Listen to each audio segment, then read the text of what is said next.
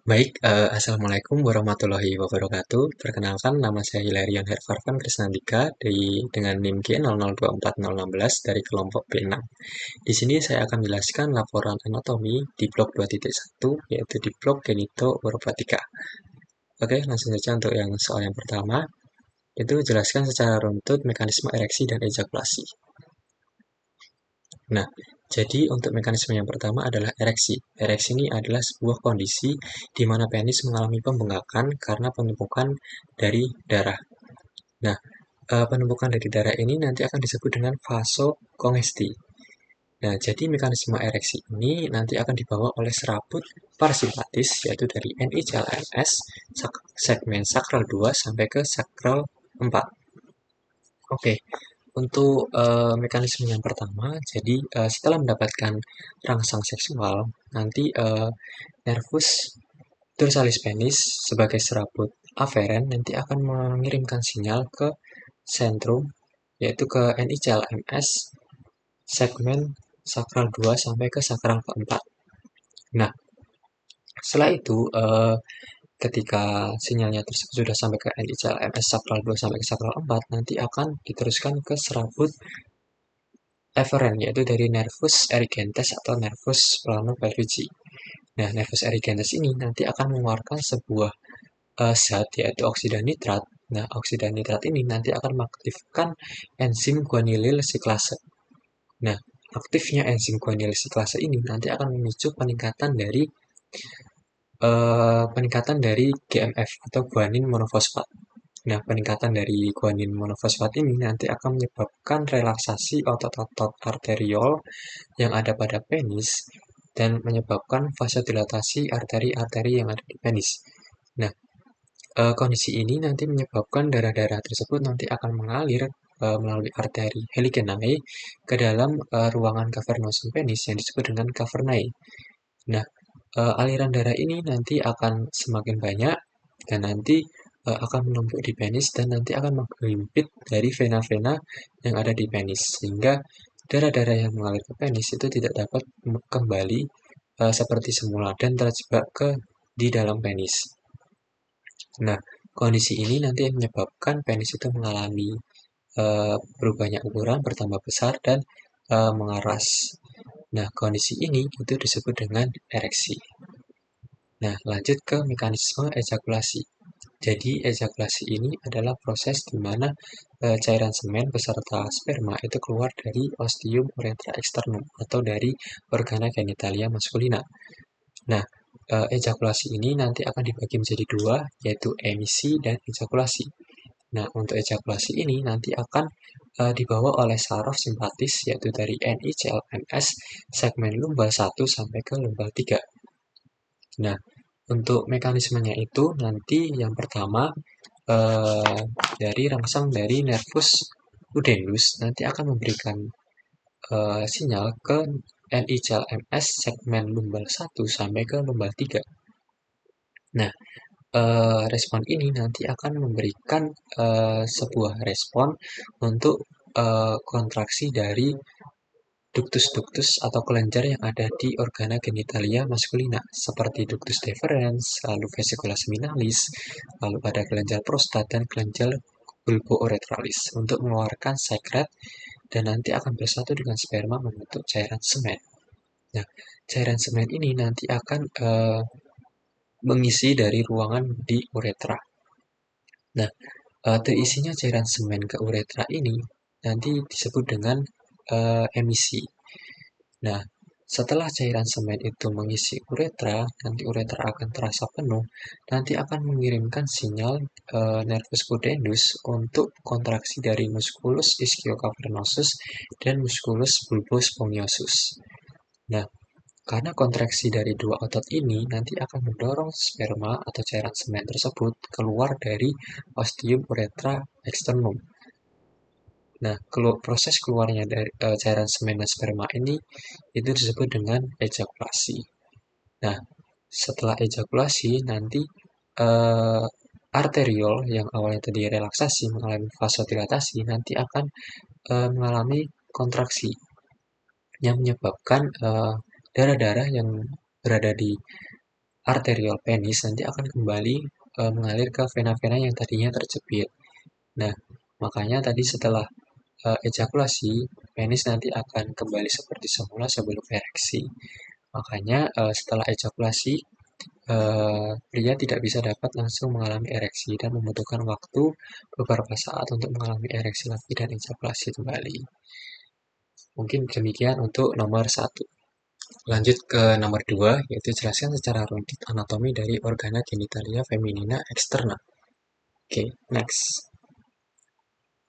Nah, jadi untuk OGF eksterna itu ada beberapa struktur dan untuk yang pertama itu adalah mons pubis. Nah, jadi mons pubis itu adalah sebuah lipatan kulit dan dia mengandung dari jaringan adiposum atau jaringan lemak. Nah, mons pubis ini nanti akan ditumbuhi oleh pubes pada masa remaja atau masa pubertas atau ditumbuhi oleh pubes atau yang disebut dengan rambut. Nah, pubes ini nanti akan terus bertumbuh ke labia mayor. Oke, lanjut ke labia mayor. Nah, labia mayor ini adalah sebuah lipatan yang mengandung jaringan adiposum juga dan dia lebih tebal ya. Lebih tebal. Terus dia ini memiliki homolog dengan skrotum pada pria. Karena berasal dari embriologi yang sama yaitu dari labia skroti. Nah, kalau pada pria nanti akan membentuk sebuah kantong yaitu menutup ya, dan nanti akan disebut dengan skrotum. Nah, kalau pada wanita itu nanti strukturnya itu nanti akan membuka dan nanti akan menjadi struktur yang disebut labia mayor. Nah, labia mayor itu nanti akan dibagi menjadi dua aspek ya, aspek eksterna dan aspek interna. Nah, untuk yang aspek eksterna itu strukturnya itu lebih tebal dan dia ditumbuhi oleh pubes atau rambut. Dan di aspek eksterna ini nanti akan ada glandula sebasia juga. Lalu untuk yang aspek interna itu letaknya lebih dalam dan dia cenderung warnanya itu lebih pink ketika pada kondisi masih hidup. Nah, setelah itu di antara aspek eksterna dan aspek interna itu nanti akan ada sebuah muskulus. Nah, muskulusnya ini itu memiliki homolog dengan musculus dartos pada pria yang disebut musculus dartos labii kalau pada wanita. Nah, terus nanti labia mayor ini nanti akan bertemu di apa di atas dan di anterior dan di posterior. Nah, labia mayor yang bertemu di anterior nanti akan disebut dengan commissura labiorum anterior. Nah, kalau yang di bawah itu nanti disebut dengan atau di belakang itu disebut dengan commissura labiorum posterior. Oke, itu untuk labia mayor. Lanjut ke labia minor. Nah, labia minor ini itu letaknya lebih dalam ya. Dan dia letaknya itu di antara dari labia mayor. Jadi ini sama lipatan kulit yang letaknya di antara labia mayor. Nah, strukturnya itu labia minor ini lebih tipis dan dia tidak ada jaringan adiposum. Nah, di bagian dorsal itu nanti akan membentuk sebuah struktur yaitu yang yang disebut dengan frenulum labiorum pudendi.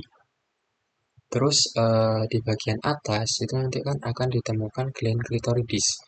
Nah, di atas gland clitoridis itu nanti akan ada membentuk sebuah struktur yaitu namanya prepudium clitoridis. Sedangkan yang di bawah gland clitoridis itu nanti akan membentuk struktur yaitu namanya frenulum clitoridis. Oke, lanjut ke gland clitoridis. Nah, gland clitoridis ini adalah organ erektil yang memiliki homolog dengan gland penis pada pria. Karena dia adalah organ erektil, maka dia adalah organ yang paling sensitif ketika adanya rangsang seksual. Nah, jika dilihat dari tampak anterior itu gland clitoridis kan terlihat lebih pendek gitu ya. Ternyata dia ketika dilihat lebih jelas itu dia memiliki beberapa struktur, yaitu yang pertama ada dua krus clitoridis, sorry. Jadi dua krus clitoridis ini nanti dia akan menempel ke rami os pubis. yaitu rami pubis itu letaknya di dekat fossa ischiadicus dan crus clitoridis ini nanti akan menjadi origo dari musculus ischiocavernosus pada wanita. Nah, selain dari crus clitoridis itu nanti akan ada struktur yaitu dua corpus cavernosum clitoridis. Nah, dua corpus cavernosum clitoridis ini nanti dia akan menggantung, nanti akan membentuk sebuah struktur yaitu namanya ligamen suspensorium clitoridis. Nah, setelah itu di bagian anterior itu nanti akan terlihat yaitu gland clitoridis. Oke, lanjut ke glandula vestibularis atau vestibulum vagina terlebih dahulu. Jadi di vestibulum vagina ini nanti akan ada 3 muara. Yaitu yang pertama OE, lalu ada ostium vagina, dan nanti ada glandula vestibularis. Nah, untuk yang pertama adalah OUE, ostium uretra externum. Itu nanti akan menjadi sebuah muara dari vesika urinaria dan nanti menjadi tempat keluarnya dari urin. Nah, di OUE ini nanti akan ada sebuah gland atau glandula yang mirip dengan kelenjar prostat pada pria, yaitu namanya adalah glandula skene atau titre. Oke, lanjut ke ostium vagina. Nah, ostium vagina ini itu sebagai muara dari organa genitalia feminina yang interna. Dan di dalam dari ostium vagina ini nanti akan ada organ-organ seperti uterus, serviks, ovarium, dan lain-lain.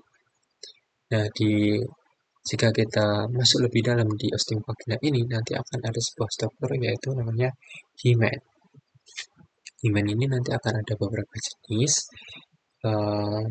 Sebagai contohnya itu ada jenis anular, lalu septal, lalu tripiformis, terus paratus introitus, lalu ada imperforata. Lalu lanjut ke glandula vestibularis. Nah, glandula vestibularis ini itu memiliki homolog dengan pria, yaitu dengan kelenjar bulbo-uretralis. Nah, fungsinya itu sama untuk mensekresikan cairan lubrikasi atau cairan pelumas ketika koitus. Oke, mungkin itu saja untuk anatomi dari organ genitalia feminina yang eksternal. Oke, lanjut untuk yang nomor 3, yaitu anatomi dari ren beserta vaskularisasi serta inervasinya. Oke, yang pertama yaitu anatomi dari ren. Nah, sebelumnya ren atau ginjal itu adalah organ retroperitoneal karena dia letaknya berada di posterior dari abdomen. Nah, mengapa disebut retroperitoneal? Karena dia hanya dibungkus tidak seluruhnya organ, tapi hanya sebagian dari organ, sehingga disebut dengan retroperitoneal. Terus letaknya, jadi letak renalis ini kan ada dua ya, ren sinister sama ren dexter.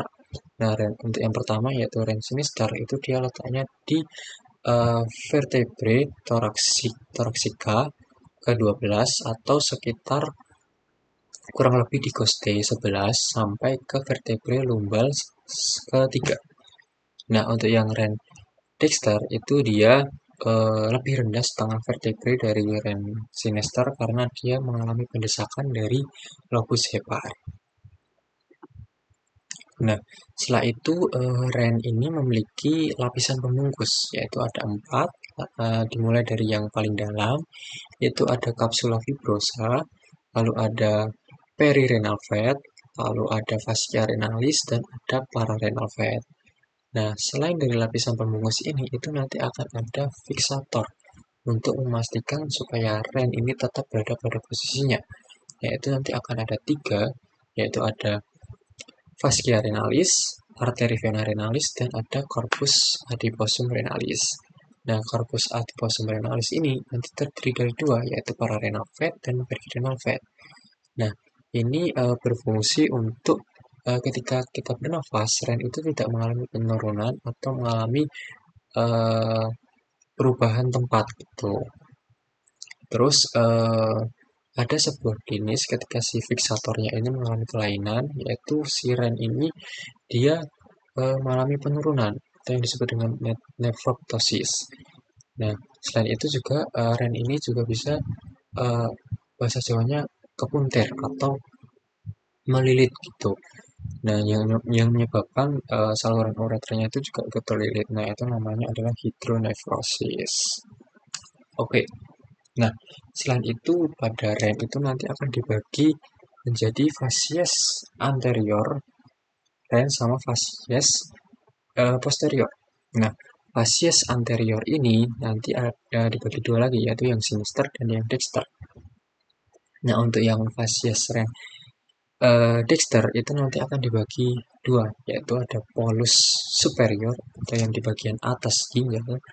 Ini kali ya. Nah, jadi di polus superior sama polus inferior.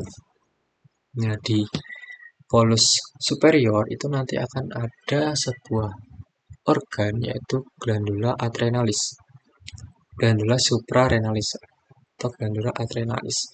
Ya, kalau yang di bagian polus inferior itu nanti di sebelah lateralnya itu nanti akan ada flexura cholidextra dan di sebelah medialnya itu nanti akan ada intestinum tenue intraperitoneal. Oke, lanjut ke fasies anterior yang ren sinistra. Nah, di ren sinistra ini dia sebagian kecil dari polus superior ini di sisi medial itu tertutupi oleh glandula suprarenalis sinistra dan nanti sisanya dia akan tertutupi oleh gaster intraperitoneal dan lien. Nah, terus di inferior nanti akan ada organ yaitu pankreas dan di lateral itu nanti akan ada separuh bawah dari ren itu nanti akan tertutup oleh flexura coli sinistra dan permulaan dari kolon descendens dan di medial nanti akan ada sebagian dari jejunum yang terletak secara intraperitoneal.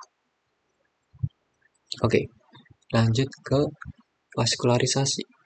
Ini aja. Nah, vaskularisasi dari ginjal itu nanti akan dimulai dari sini ya, arteri dari aorta abdominalis, nanti dia akan masuk ke arteri renalis. Ini ya, arteri renalis. Nah, arteri renalis nanti akan mengalir ke arteri segmentalis. Nah, setelah itu ke arteri segmentalis, dia nanti akan melewat ke sini, yaitu ke arteri lobaris. Lobaris terlebih dahulu, setelah itu nanti akan mengalir ke arteri interlobaris. Nah, setelah ke arteri interlobaris nanti akan mengalir ke arteri arcuata. Nah, setelah dari arteri arcuata nanti akan mengalir ke arteri interlobularis. Nah, setelah itu nanti darahnya akan lanjut ke arteriol afferent dari glomerulus. Nah, nanti dia akan bercabang lebih kecil-kecil lagi dan dia nanti akan masuk ke kapiler dari glomerulus. Nah, setelah itu nanti dia akan masuk ke sini, arteriol dari yang efferent. Nah, nanti akan ada dua jalur ya. Dia nanti akan melalui ke vasa recta terlebih dahulu, atau dia melalui jalur yang ini, melalui peritubular kapiler. Nah, nanti setelah itu nanti akan lanjut ke peritubular venula. Udah masuk ke vena, terus nanti akan kembali lagi ke vena interlobularis, setelah itu ke vena arcuata, setelah itu ke vena interlobaris, lalu akan muara ke vena renalis.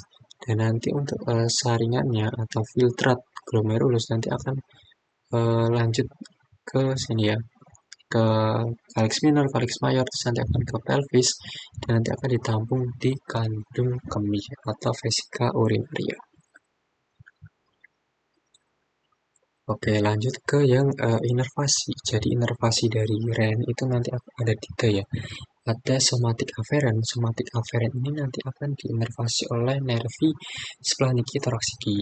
Dan untuk yang simpatis itu oleh nervus splanchnicus major dan nervus splanchnicus minor. Nah, sedangkan untuk yang parasimpatis nanti akan diinervasi oleh nervus vagus. Ya, mungkin sekian laporan anatomi blog 2.1 ini. Terima kasih, mohon maaf apabila ada kesalahan kata. Wassalamualaikum warahmatullahi wabarakatuh.